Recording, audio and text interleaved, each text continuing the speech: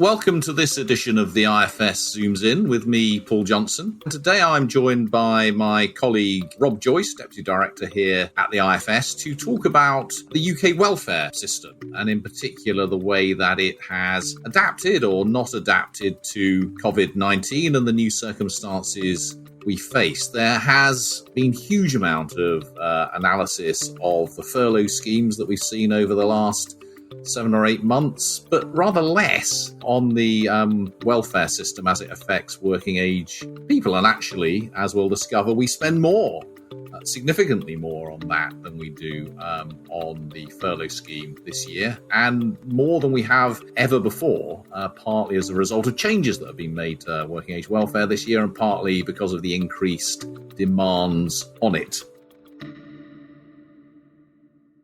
So, Rob, why don't you kick off just by giving us some sense of the scale of social security, the social security system for people of working age, and the extent to which spending has risen this year beyond where it was previously? Yeah, thanks, Paul. Well, let's start pre-crisis. So, as the crisis struck, we were spending about £100 billion per year on cash transfers to working age families, which, I mean, there's a few ways of putting that into context, I guess. I mean, one way is that's about 4% of all of national income. Perhaps a better way is that's actually more than we spend on education, more than we spend on defence and policing in combination as well. So it's a very big deal in that sense, and it supports a lot of families. One way of giving a sense of that is that once our new means-tested benefit is rolled out, that's the universal credit that lots of people would have heard a lot about, which will encompass most of the existing system. It's expected that more than a quarter of all working age families at any one time will be receiving that. So that gives a sense of its breadth, if you like. And even that underplays things a little bit in some ways, because actually thinking about who receives it at any one point in time is kind of a partial way of thinking about what the benefit system does. People's circumstances change and they fluctuate over their lifetimes. We think that most working age families at some point will draw on even just the means tested bits of the benefit system, the bits that are there for those on low incomes. So that perhaps gives you some sense of the scale pre-crisis, and then perhaps we want to come on to how that's changed during the crisis. So that's very striking. A quarter of all working age households will be getting universal credit at any moment. A lot more than that at some point, and of course there are other benefits as well. So the scale of this benefit system really is pretty substantial. But that was the world you were describing pre-COVID, 100 billion or so being spent. But we're spending even more this year, aren't we?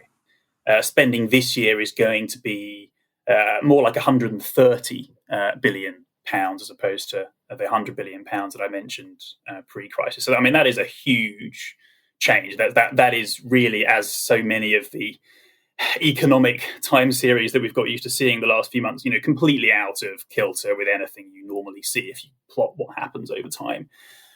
It's a massive, massive change. Now, actually, I mean, most of that is just because of the huge economic shock we've had, the huge shock to incomes, to the numbers of people either losing jobs or seeing a fall in earnings. A little bit of it, I mean, it's still quite a significant amount in normal kind of absolute terms, something like £8 or £9 billion a year, is because on top of all of the economic turmoil, the government has then chosen to make changes, to make some, at least at the moment, plan to be temporary increases to benefits on top of the rise in spending that would have happened anyway because of falls in incomes.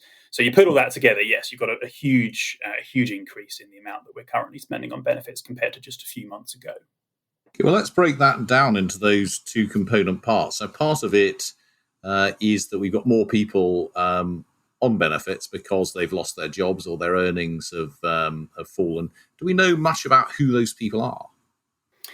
Yes, I mean, in broad terms, they do tend to be people who were already not on especially high earnings, and that fits with what we know about the crisis as a whole. We see that for who's being, if we look at who's being furloughed, for example, and losing work, we see that it's disproportionately people who didn't tend to be earning that much in the first place. And a lot of that is because of the very sector-specific nature of this crisis. Is hitting low-paying sectors essentially. Those are the most severely affected. So that is the broad pattern. Nevertheless, of course, it's always the case that if you look at people who are on benefits and flowing onto benefits, they tend to come from the lower end of the labour market. And that's just where people tend to be most vulnerable to periods of unemployment or negative economic shocks. So actually, there is some evidence, at least, that if you compare who's flowing onto benefits now compared to the normal set of people that would flow onto benefits, or even in a typical recession or outside of recessions as well, compared to that, they perhaps are somewhat higher educated, perhaps higher skilled than the sort of average set of people who flow onto benefits. So it's a slightly nuanced picture there. It's a group coming from the lower earning sections of the labour market and of society, but perhaps slightly less so than in normal times or even in a normal recession. Okay, well, that makes some kind of sense. So in general, people who are most badly affected by this crisis are those in retail and hospitality and so on, low-skilled, often younger people. But there are clearly some people being affected who were on higher earnings to start with, because not everyone on higher earnings is by any means being protected from this extraordinary shock. So we've got a lot of extra money being spent just because, as it were, we've had a terrible economic shock, lots more people on lower pay and out of work. But as you said, the government has also explicitly increased the generosity of the benefit system. And there have been three significant changes there. Perhaps you could take us through each of those briefly. Yeah, so a high-level overview of what those three are. One is an increase to the standard allowance, if you like, in universal credit. So that's the bit that you get irrespective of extras you might get in light of having kids or housing costs. So the sort of standard allowance in universal credit, that has gone up by £1,000 a year or £20 per week. So that's something that will benefit very broadly. Anyone who has lost their job and is claiming universal credit as a result of that will get £20 a week more than they would have done. Sorry, Rob, can you just give us a quick sense of how generous is universal credit? I mean, after that £1,000 a year increase, how much would a single person, say, be getting if they were out of work? Yeah, okay, let's go into that a bit more. So, that's the way you phrase the question is absolutely the relevant way to phrase it, because if all you are entitled to is essentially the standard bit of benefits, because you don't have kids, say, and you don't claim support for housing costs, then this is quite a big deal. So to take an example, single childless homeowner, so not claiming support for kids, not claiming support for rent, who is out of paid work, this equates to about 20% of their income, this increase that we've seen. Now, if you're a family with kids, say, already getting more than that, then it's a smaller proportion of your income. On average, if you to give a sense of scale, kind of overall, on average, this policy is currently benefiting about 4 million families by an average of about 13% of their income. So it's a boost on average of about 13% to benefit entitlements. But it's a lot more than that, as you hint at, for certain kinds of families. So that's quite a big increase in the generosity of universal credit, but certainly for some kinds of families, from a very low base. We're talking less than £100 a week that you're supposed to live on if you're a single. Well, significantly less than £100 a week you're supposed to live on if you're a single person. Yeah, and I'm excited to come in on that actually, Paul, as well, because one thing I could have said there is thinking about how generous that is. You can obviously compare us to other countries as another way of looking at it, and it is by most developed country standards, those kinds of amounts are quite minimalist. Really, as a sort of safety net. If you look across the OECD, that a significantly, if you take someone on a typical level of earnings or a typical sort of level of earnings towards the bottom of the labour market, the amount of income that is being replaced by the benefit system for these kinds of families is typically a much lower fraction in the UK than it is in most countries. So we do have in some ways quite a puny safety net, particularly for some kinds of families, actually particularly for those without children who haven't really seen any increase in benefits in the UK for decades until this crisis. So that the level of the safety net for those kinds of families has drifted further and further behind the level of earnings that people are getting in work. Yeah, that's quite a remarkable thing. We've had pretty much 50 years of no increase beyond inflation for childless people, at least, in the value of these benefits, as over a period of which, of course, earnings have more than doubled. So the gap between someone in work and someone out of work has grown a lot, which makes this increase even more remarkable. I mean, it's sort of that one moment of increase in the generosity of universal credit is bigger than all of the changes over the last 50 years for single people. That's not true for people with children, where there were clearly big increases, particularly under the last Labour government, but a really remarkable change in some ways. And one of the big questions for the government, of course, is are they going to keep that in place after next March? Because this was intended as a one-off, one-year temporary increase. And I guess one of the curiosities in a way is I think politically it's going to be difficult to say, well, look, we're going to cut your benefits again by £20 a week. And yet to almost, as it were, accidentally have this really big increase in the permanent generosity would be rather strange as well. Yeah, and it's about £5.5 billion a year that this temporary increase is costing. And one way of thinking about it, I suppose, if this did become an accidental permanent change, is that before the crisis there were already lots of debates about whether universal credit should be expanded in generosity. And there are many ways you could do that. And there were a lot of debates about whether it should be done in a rather different way. For example, giving more support to those who are in work to sharpen up the financial rewards for people in work. And, it may well be that, in the longer term, if the government did want to spend another 6 billion or so a year on universal credit, that it would have chosen to do it in a somewhat different way from what it did as a temporary measure in the crisis. I guess thinking a little shorter term, and it seems to me there is a pretty strong case for at least saying that this will that this temporary increase will carry on for a bit longer. I guess the reason I say that is because ideally the kind of level of benefits, the level of the safety net in April would depend on a number of factors as ever, including things like how many jobs are actually available, because that affects various things, including how we should think about caring about how much incentive people have to find work. That doesn't make much sense if there isn't any work anyway. So ideally we'd want to take into account all of these factors, which are about what's happening in the wider economy, and one can at the moment paint vastly different pictures for what that might look like in April. Depending on whether we're moving into the spring and the virus seems to be behaving itself much like it did over the summer and there's a vaccine on the horizon versus, things looking more like they do right now. But I don't really think it's a great idea for the government to just wait until the last minute before deciding what it's going to do, because, this is people's income. We've just been talking about, for some people, this is a very large fraction of their income. There's obvious benefits to providing a bit more stability and certainty. So I think it will probably be rightly tempting to just say that at least for now that it's going to be extended.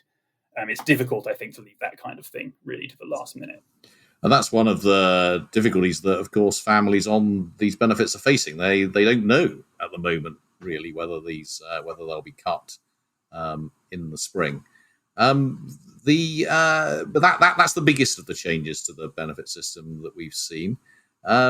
There's been one other change to universal credit, which we'll come on to in a moment. Perhaps it's worth briefly, though, saying what's happened to this thing called local housing allowance, which is designed to help people with their rent payments, because that was made more generous as well, wasn't it? Well, it's best there probably to start with what we were doing just before the crisis. In the years before the crisis, the link between the amount you could claim from the state in order to support you with the cost of housing and the actual level of cost of housing in the area where you lived had been broken. If you go back to 2012, that link was very, very clear. The amount that you could claim if you were a private sector tenant in support was it was capped by the 30th percentile of local rents in the relevant size of property, the size of property that was deemed relevant for your kind of family. So the principle was the state will pay for you essentially to be able to afford the bottom 30% of properties in your area of the relevant size. After 2012, what we did is we took all those locally varying caps, which were related to what were at the time current levels of rent in different areas, and we stopped linking them to local rents. We increased them first in line with prices, and then just by 1% a year across the board, and then by 0% a year across the board for the most part. So on average, they fell behind the 30th percentile of rent levels, but they also did so in a way that varied across areas depending on how quickly rents were growing. In an area where rents were growing really fast, the amount of support you could claim for your rent was falling way, way behind the actual cost of housing, and less so, vice versa in areas where there was very little rent growth. So what was happening was that the system was becoming less and less generous relative to the actual cost of housing, but it was also doing so in a fairly arbitrary way across different parts of the country as well.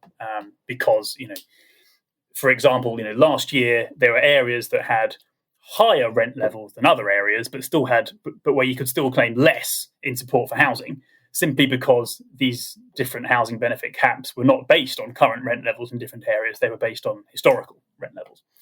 What we've done during the crisis is basically unwind all of that. It's like we've gone back to 2012, where now the amount that you can claim is once again capped simply by the 30th percentile of current rents in your area.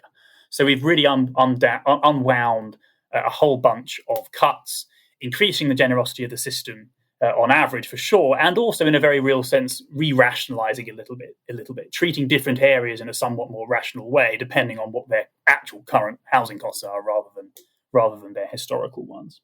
It seems inconceivable, doesn't it, that we'll return to where we were last year. The idea that when we get to 2021, we'll decide to stop relating housing benefit payments to current rents and start relating them back to where rents were in 2011. We're surely not going to do that, at least.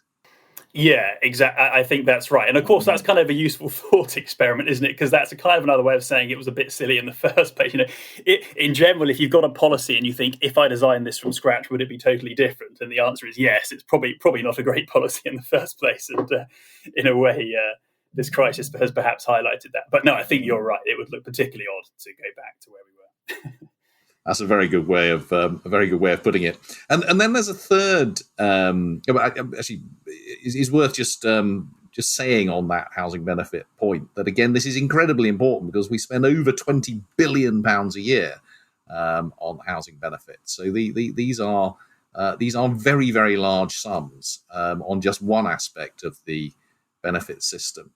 But let's move on to the third change that was made earlier in the year, and that was a change to the way in which the self-employed are provided with benefits through the universal credit system. And again, a very important group. I mean, I think there are more than 4 million self-employed in the UK at the moment, and substantial numbers of them on means-tested benefits. But perhaps you could just explain what happened to universal credit as it affects the self-employed. Yeah, of course. And I think, again, the easiest way is to start with what things looked like before the crisis. So we had this policy for the self-employed who were claiming means-tested benefits, so the low-income self-employed broadly, such that if their income was really very low, we would basically ignore that for the purposes of calculating how much they are entitled to in benefits.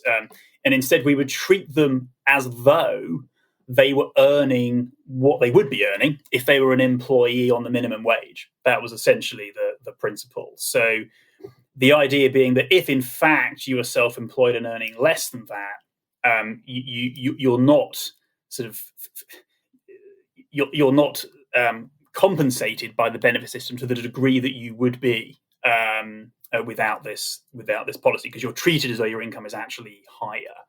And there are a few reasons for this. I think one of them, I think, it was actually just a concern about fraud. I mean, it is harder to monitor self-employed incomes, but there was a kind of principle underlying it, I guess, as well, that, the idea being, if you could just go and be an employee and earn more, why should the state essentially pay for you to earn less than that, if that's a kind of choice you're making? And of course, the issue of choice is something we'll come back to here, and is key.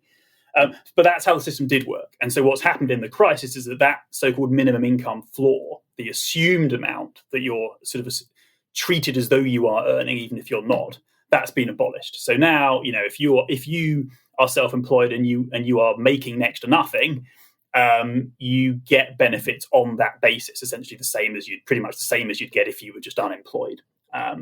Whereas that was not actually true before the crisis.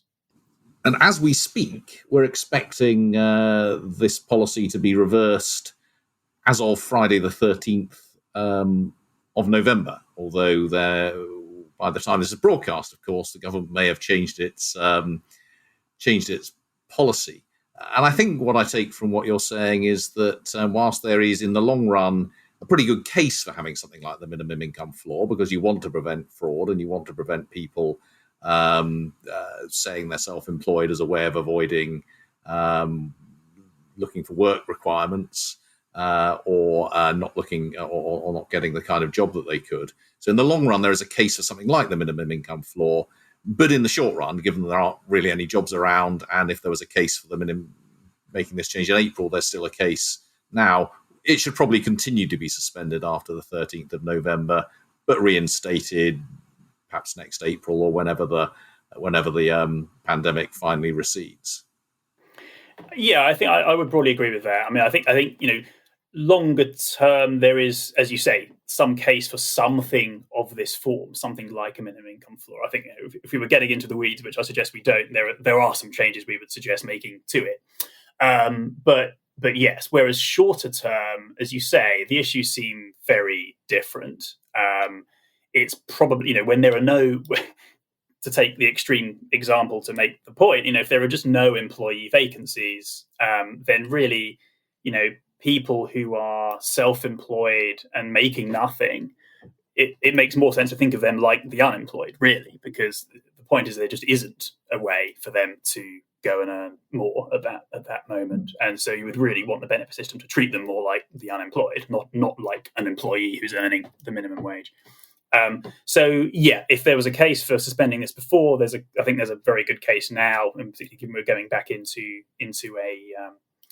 a second lockdown. I think there is a slightly broader, interesting, and important issue here about the self-employed that to some extent, applies even in normal times. We've actually, colleagues of ours have done some work on this recently, and I think it's going to be published quite shortly.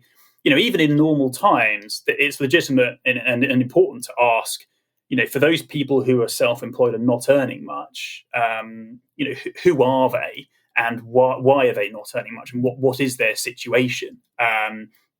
And, I think even in normal times, it's not accurate to think of all of those people as people who are just making a choice to be self-employed because they like it. They could go and be an employee and earn more.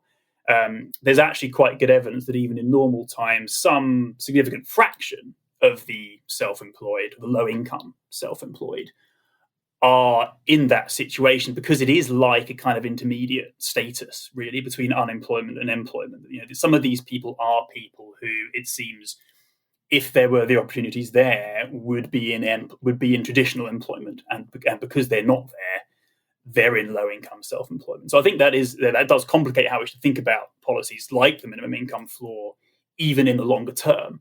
But clearly, in a recession, we're kind of in an extreme example of that, where kind of a very high fraction of the low-income self-employed are probably in that kind of situation where it's really not a matter of choice as to whether they could just hop into a better-paying employee job.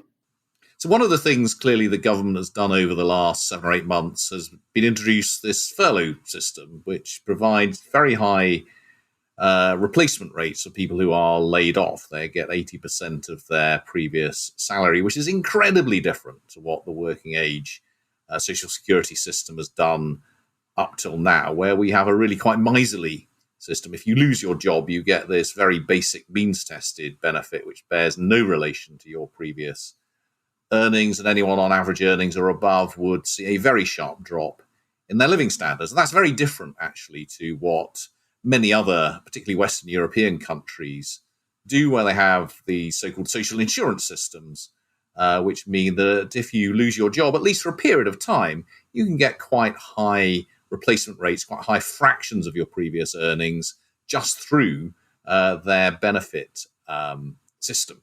Now, one thing you might think government would therefore be thinking about is whether our current benefit system is fit for purpose and whether we shouldn't move towards one of these systems where if you do lose your job, you do get some insurance through the state. So you get a reasonable fraction of your previous income rather than seeing it slashed by 60, 70, 80, even 90% as soon as you lose that job. So, Rob, do you think there are attractions to moving in that direction, or is that really somewhat utopian thinking, given where we start? Well, probably yes and yes, actually. I think there are. So I think there are attractions in principle.